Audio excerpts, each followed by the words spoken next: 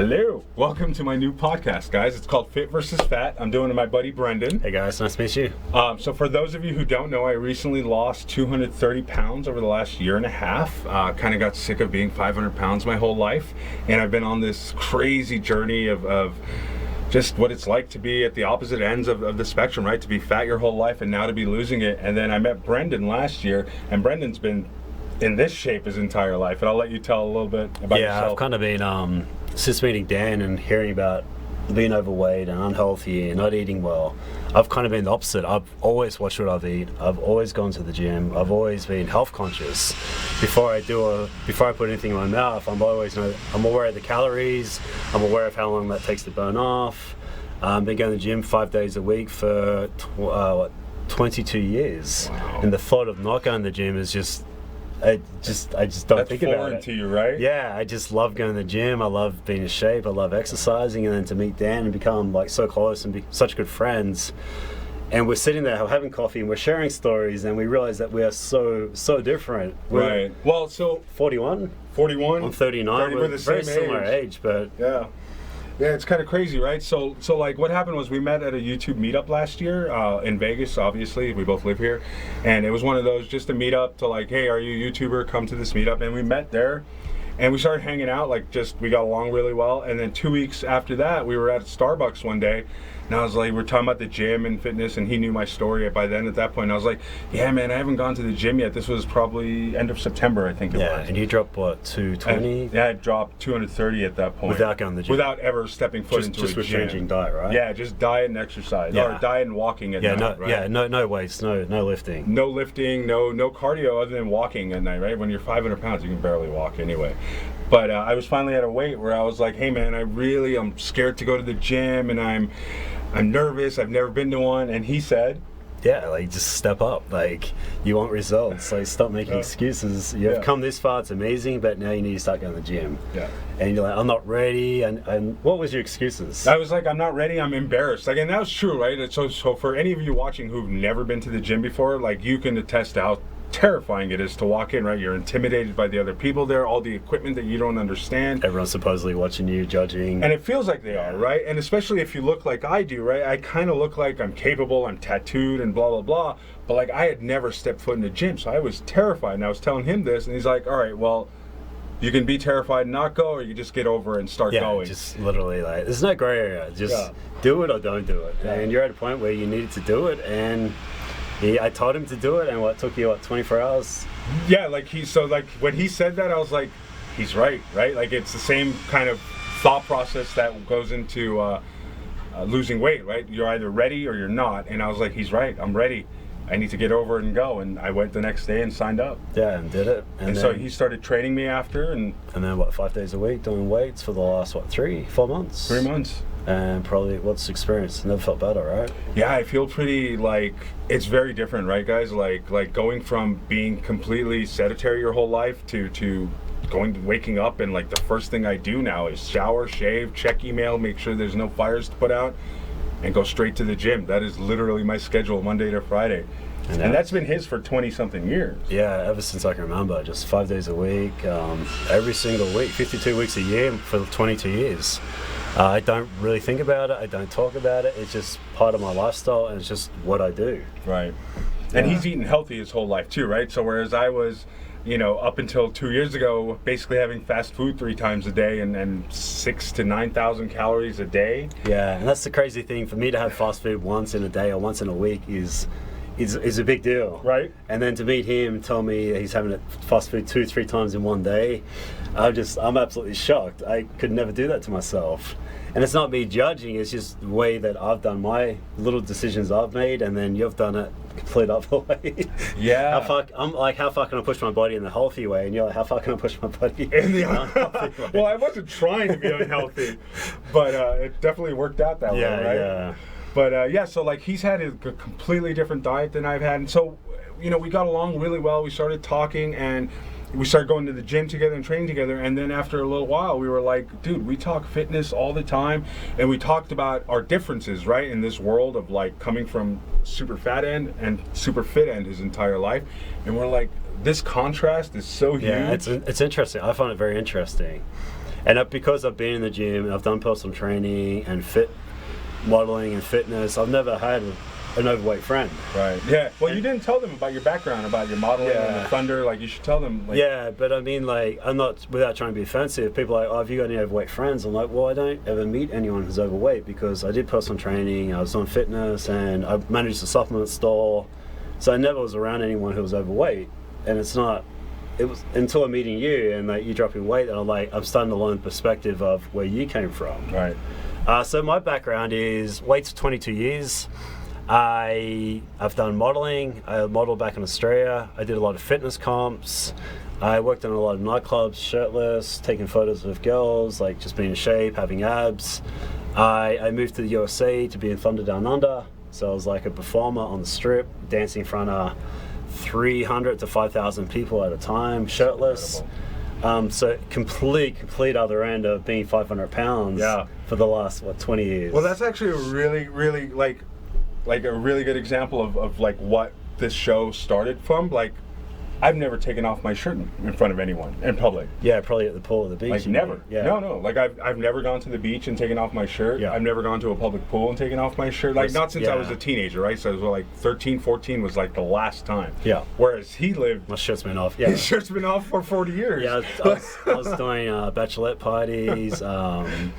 Just literally just walking around with a shirt on. And surrounded by females and complete other end. Yeah, the very opposite end. So we were like, we talk about these things all the time where we hang out, and we've lived these completely different lives. Why don't we do a podcast about it? And so that's how we got here.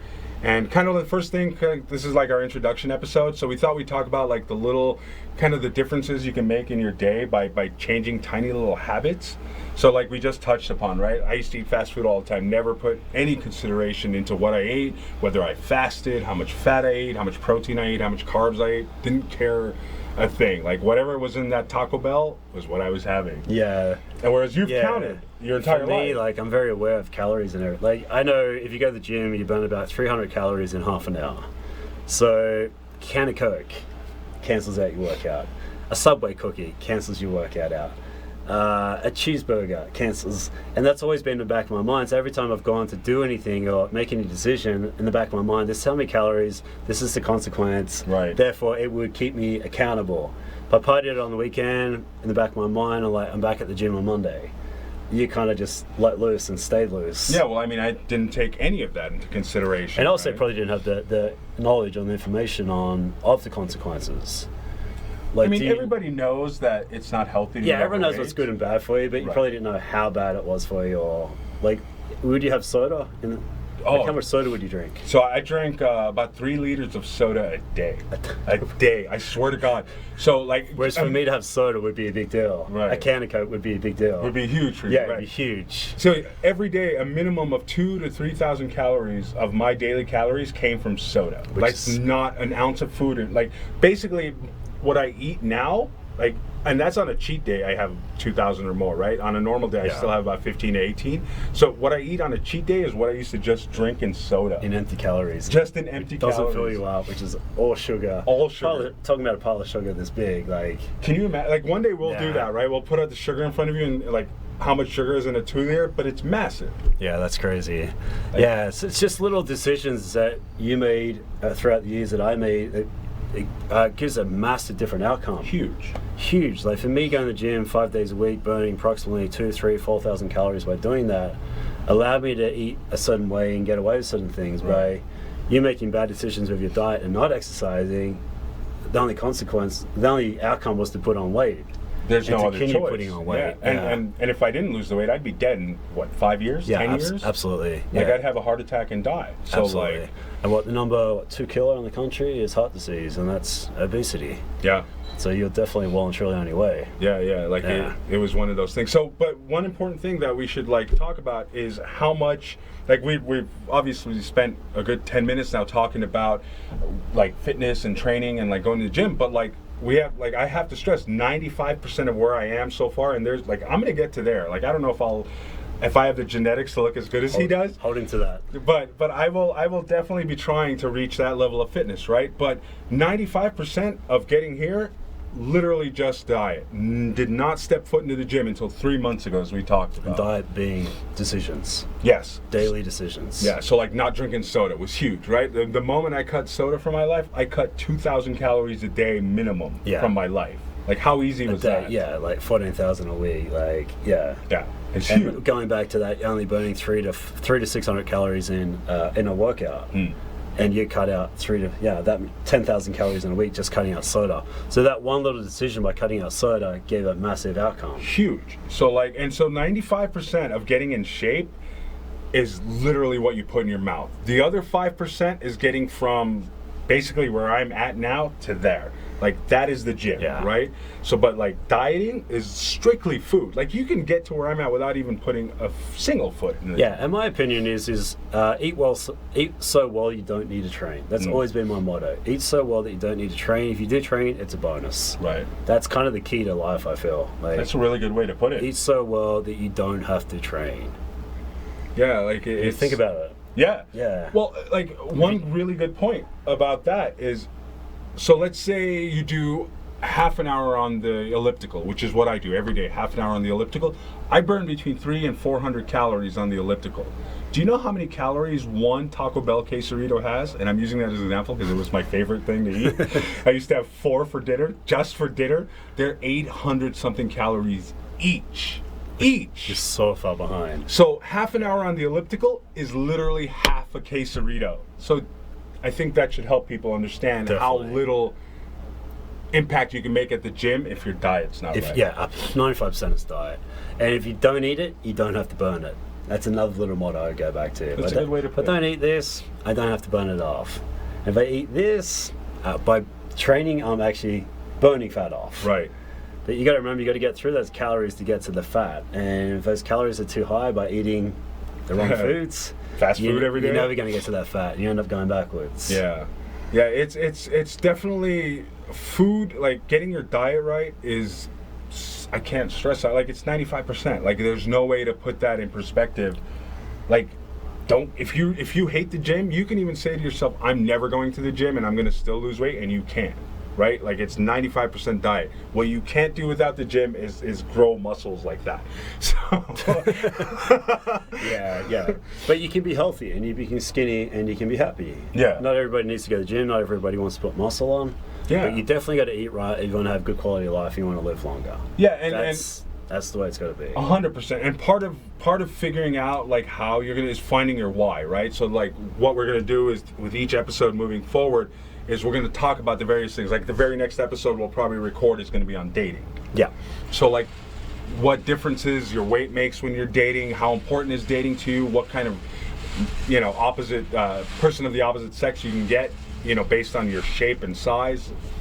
Yeah, absolutely. And let's talk about a little bit. My entire life, everyone's kind of like, "Oh, you're lucky. You've got good genes. You've got good genetics." You do. I was, and you have an accent. But the reality of it was, I was 70 kilo, which is like 150 pound, I think. I busted my butt 5 days a week for 22 years, 1 pound at a time, trying to put muscle on. I wasn't born like this. It didn't come easy. I busted my butt. Right. And someone looks at me like, "Oh, you're lucky. You've just always had good genetics." No, I haven't. Right. So it's like, you haven't always looked like that picture. No, not at all. And that comes down to the decisions we talked about. We were both at 20 and you decided not to go to the gym. You decided to eat worse food. I decided to learn how to cook, learn how to eat better food, learn how to go to the gym. First time I went to the gym, I walked up to the biggest guy in the gym. I'm like, "What do I do to look like you?" Leave your ego at the door and learn from people who know more than you. That was the first thing you did at the gym? You asked like a giant guy? It's a guy. We nicknamed him Truck. Truck, well, that makes sense. Big dude. Right. He's like, he must have been 30, 35. I was like a 20-year-old kid. I'm like, "Dude, what do I do to look like you?" And people will, just like entrepreneurs, you ask a successful person on how they got like that, they're generally happy to share. Happy to. Problem is, most people got an ego, and if someone's successful, he's a drug dealer, he inherited, he was lucky, blah, blah, blah, his parents gave him the money. Right. But no one ever actually go, "Oh, how many books did you read?" or how many businesses did you fail to learn how to do this? Right. And it's the same thing in fitness. Anyone who's in shape didn't wake up like that. You don't wake up fit, healthy, muscles, male, female. I'm definitely learning that. It's a commitment, right? It's And he keeps saying, I want to look like you. And you got to remember, I've done this for 22 years. The mindset, the muscle memory, I've busted my butt to get here. It doesn't come easy. And it's not that I think I'm better or anything, but I've put the hard work in. It's there when I want it because I've put the 20 years of hard work in to get there. Yeah. So there's an old saying in Buddhism that goes, when the student is ready, the teacher appears. So, and we've talked about this a little bit, and if you watched my speech, I talked about how I ended up in LA just in time to take care of my dad as he was dying. And meeting Brendan was another one of those examples, right? Like I had lost 230 pounds. SlotCon was just over, and I was feeling like a little lost, like I'm ready to go back to the gym, but I'm scared. And then look at that, I meet Brendan, I start going to the gym. So the Buddhist saying, when the student is ready, the teacher appears, is like, think about how many times it's happened in your life. And we're kind of hoping this show is that for some of you, right? Yeah, the main purpose, we want to influence other people, we want to help other people. And I'm going to be honest, when I first started going to the gym, I tried going with a gym partner and they kept cancelling. They weren't consistent. And Have I ever cancelled on you? No, you've been good. And you've never cancelled on me? No, and integrity, it's just a whole different conversation. Yeah. But my thing is, if you wait for someone to hold your hand, to take you to the gym, or take you to start losing weight, you'll never do it. Never. I would never be where I'm at today. I never would accomplish so many things I have through fitness if I waited for someone to go to the gym with me. Right. And it's the same thing with you. It's like, you weren't surrounded by the right people, you didn't have someone pushing you to lose weight, you decided to do it for you. And you took that step, and same as me, like anything I've ever done, it's like I'm doing it for myself. And by meeting me, being surrounded by the right person, your 5 closest friends are your biggest influence. Yeah. Friends drink, smoke, chances are you're probably not going to quit drinking and smoking. Same thing, yeah. So you surround yourself by the right people, you gender positive Elevate or negative. yourself, yeah, right. Positive or negative. Yeah. If you have friends that are up here, you naturally come up here yourself to match them. Finance, physically, everything. Whatever it is. Yeah. And so part of that statement, right, is when the student is ready. So what he said just now is that you have to get to that preparedness yourself. Nobody's going to hold your hand. Nobody. And I mean this, like, not your parents, not your children, not your husband, not your wife. Nobody is going to help you except yourself. Like, you have to be ready. And you can point the finger, you can make excuses. I got bad genetics, I got big bones, my parents are overweight, no one's ever taught me. It's excuses. It will get you 0 results. And what I tell people with anything is pick up your phone, go to Google, and you can ask any question and you can find out the answer instantly. We live in the best era where we have access to anything we need to know. Well, what does fasting mean? Let's go find out. How do I lose weight? Let's go find out. How do I look like so-and-so? Let's watch the YouTube video. YouTube is huge. 0 excuses. When I started, there was no internet, there was no YouTube. It was very hard to even find a book on the subject. Yep. So for me, I literally had to walk up and find someone who knew what they're talking about and ask them questions. You did, yeah. It's so easy now. Now you just type it into Google and you have diet plans, you have workout regimens. Like, everything is at your fingertips and for free. It's just a matter of doing it. You have to want it. Yeah, and my favorite quote goes, to read and not to do is really not to read. To know and not to do is really not to know at all. So everyone's like, knowledge is power. Knowledge isn't power. Applied knowledge is power. Applied knowledge. I did personal training for 10 years. I met a guy who knew more about nutrition and dieting than I did. He was 400 pounds. Really? Who cares what you know unless you apply it? Right. I know how to start a business. Are you running a business? Or you just know how to run a business? You've got to apply what you know, and if you don't know, you got no excuse. Get out and learn. And that kind of ties back into, we talk about your why, don't we? Yes. For me, like, okay, you're out there, you want to lose weight, you want to get healthier. What is your why? Is your why I got diabetes? Or is your why I can't fit in an airplane seat? Or is your why I'm not going to see my kids grow up? Or I'm really single? Yeah, is your why I want to meet girls? Like, whatever it is. Or guys. Or guys. You got to find what your why is, and I suggest you find a why before it's detrimental. Yeah. It's not diabetes. It's not a mild heart attack. It's... Yeah, don't wait for your heart attack. Yeah, you find that why now. Yeah. My why... I'm not actually sure what my why was. I know my why has changed over the years. It does change too. Yeah, absolutely. Yeah, but like sometimes it's you because you are single and you're tired of being single, or you're you just don't want to die of a heart attack in a few years. Yeah, right? Definitely. So like finding your why. And so what we're gonna do with the show moving forward is one episode will be about dating, one episode will be about fasting, but you have to find what works for you, right? So whereas fasting worked for me, it may not work for you. You may need to eat 5 meals a day because your body just needs it. So we're going to talk about like all your options and how you need to like find not just your why, but what works for you, what works best for you. Yeah, and that's diet and even exercise. Yeah. If you don't like going to the gym, don't go to the gym. Yeah. I like going to the gym. Ride a bike. Yeah, like, if you like lawn bowling, you like going 10-pin bowling, do that for exercise. It doesn't matter. As long as it's consistent. Consistent with your diet, consistent with exercise equals consistent results. Yep. 100%. So that's the show, Fit versus Fat. We're going to be doing that moving forward. We'll see how it works out, you know, once a week, once a month. We'll see. We're going to play with it, kind of figure it out.